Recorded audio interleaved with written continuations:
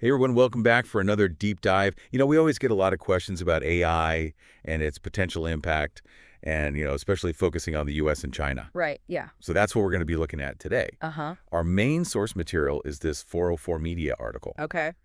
and it's titled Anthropic CEO says limiting China's access to AI chips is existentially important. Sounds interesting. Yeah, so we're going to be going into this article, and we're going to be talking about a new Chinese AI model that's making some waves and, this potential for AI to surpass human capabilities and the role of chip technology in all of Yeah, this. how it all plays in. And joining me today is an expert who can help us really break down these complex topics. Happy to be here. So to kick things off, I have to mention this new Chinese AI model called DeepSeek. Okay. It's been really causing a stir in the AI industry and even impacting financial markets. Wow, yeah. I've seen a lot about that. What are your initial thoughts on DeepSeek's emergence and the reaction it's provoked? I mean, it's definitely shaken things up a bit. I think the capabilities that DeepSeek is showing have really caught a lot of people off guard. Yeah. But I think it's important to understand the context of its development. Okay, so let's dive into that context. Yeah. The article we're looking at today features insights from Dario Amodei, Right. the CEO of Anthropic. Big player in the AI field. Exactly. And he seems to believe that DeepSeek's advantages might be temporary. Interesting. Why does he think that? What's the basis for his perspective? Well, he argues that DeepSeek's success can be partially attributed to its use of existing research. So they're not doing anything completely new. Well, they've drawn from advancements that American companies have made, and they've even built upon their own earlier models. So it's not necessarily this groundbreaking leap forward, Right. but it's more like refining existing techniques and approaches. So they've managed to optimize and integrate existing knowledge in a way that's giving them these impressive results. Yeah, exactly. They've been very efficient with their approach. But Amadei believes that U.S. companies can still catch up, right? Yeah, that's a key part of his argument. He really points to the advantage that U.S. companies have when it comes to chip technology. Ah, okay. Access to a larger quantity of high-quality chips gives them a real edge in this race. So these chips are like the building blocks of these really sophisticated AI models. Exactly. They're essential for the training process. And so Amadei believes that if U.S. companies implement similar efficiencies in their training processes and leverage their superior hardware, they can close the gap quickly. That's his thinking, yes. He believes they can catch up. So it's as much a hardware race as it is a software one. I think that's a really important point. And this brings us to the issue of export controls on chips to China, which Amadei argues are even more critical now given DeepSeek's progress. Right, because access to those powerful chips is really a major factor in developing advanced AI. So he lays out a roadmap to even more powerful AI, the kind that could surpass human capabilities. And he says that would require millions of chips and tens of billions of dollars. Right. Huge investments. So what are your thoughts on his prediction that this level of AI could be achieved by 2026 or 2027? Well, it's a bold prediction, but given how quickly AI is advancing, it's not outside the realm of possibility. Okay. What's crucial is understanding the ramifications of such a development. Yeah. What would it mean to have AI that surpasses human capabilities? Right. Amadei is confident that several American companies have the resources to reach this level of AI. But the big unknown, of course, is whether China will be able to acquire the millions of chips needed to match that progress. That's the pivotal question. And Amadei lays out two potential scenarios depending on China's access to these chips.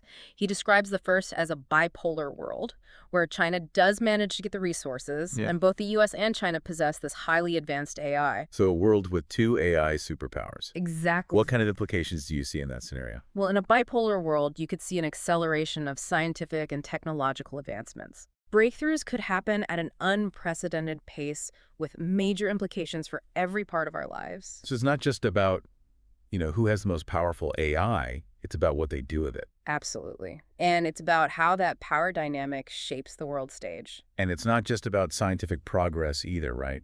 There are economic and geopolitical shifts that could occur as well. Definitely. This kind of power dynamic would have ripple effects across the globe. So it's a scenario with a lot of exciting possibilities, but also potential risks. Exactly. We have to consider both sides of the coin. And Amadei highlights the possibility of China directing more resources towards military applications of AI. That's a big concern. And it raises important questions about the ethics of AI development. Yeah, the potential for misuse is definitely something we need to think about. We have to consider the potential consequences of such powerful technology falling into the wrong hands. It's a chilling thought, to be honest. It is, especially considering how these technologies could reshape global power dynamics. And that brings us to Amodei's second scenario, a unipolar world where export controls are successful and China is restricted from getting those crucial advanced chips. This would give the U.S. and its allies a temporary monopoly on powerful AI. Right. It creates a very different power dynamic. So it's like we're standing at a fork in the road, right? One path leads to a bipolar world with two AI superpowers, the other to a world where the U.S. and its allies dominate AI development. Exactly. And the deciding factor might come down to something as seemingly mundane as access to computer chips. It's fascinating how interconnected everything is. It really is.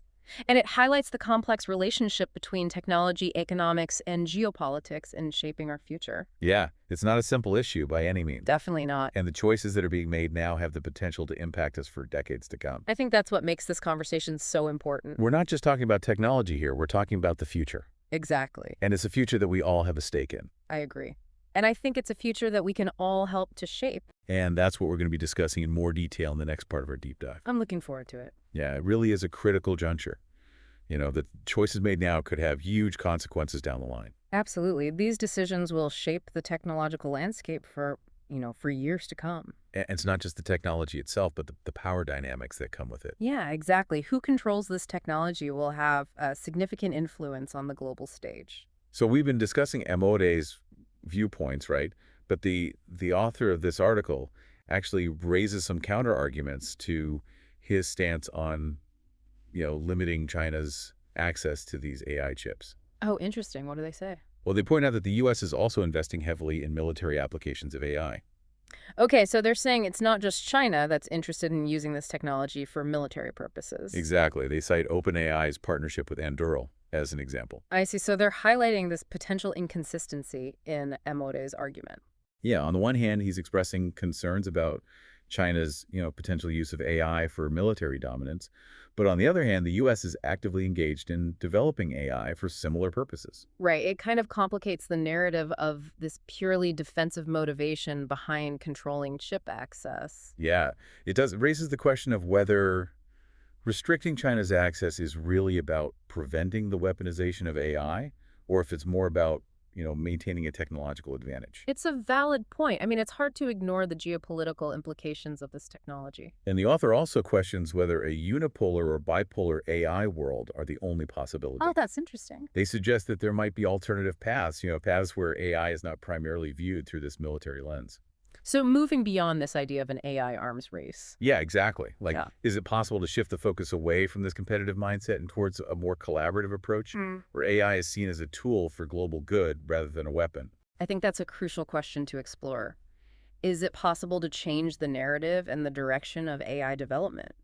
It's definitely a challenging proposition given the current geopolitical climate, but it's a conversation worth having. I agree. We can't just accept these two potential scenarios that Tamo Day lays out as the only options. Right. We need to think more broadly about the possibilities and the potential consequences of our choices.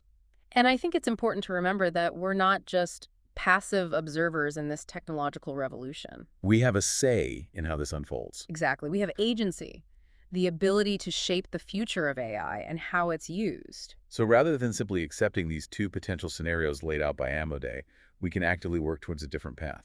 I think that's a really empowering message. We're not just along for the ride. We can actually steer the direction of AI development. And that brings us to a really important question. What concrete steps can individuals, governments, and the tech industry take to ensure that AI development benefits humanity without leading to these potentially catastrophic consequences? I mean, it's a complex question with lots of different answers, but I think one crucial step is fostering open and honest conversations about the potential risks and benefits of AI.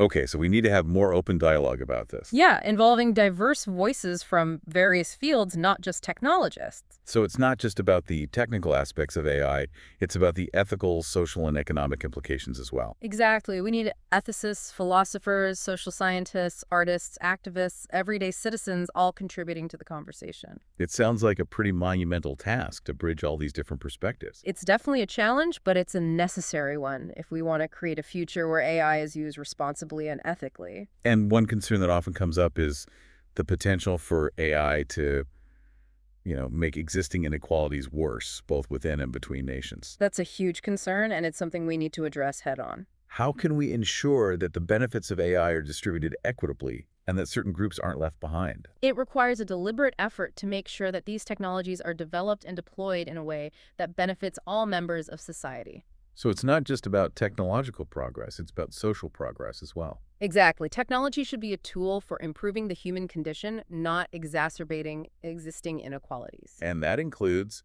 considering the impact of AI on the workforce as automation and AI-driven technologies become more prevalent. Absolutely. We need to anticipate potential disruptions in the job market and invest in education and retraining programs. So people can adapt to these changes and thrive in a world where AI is playing an increasingly important role. Exactly. It's about preparing for the future and making sure everyone has the opportunity to participate in it.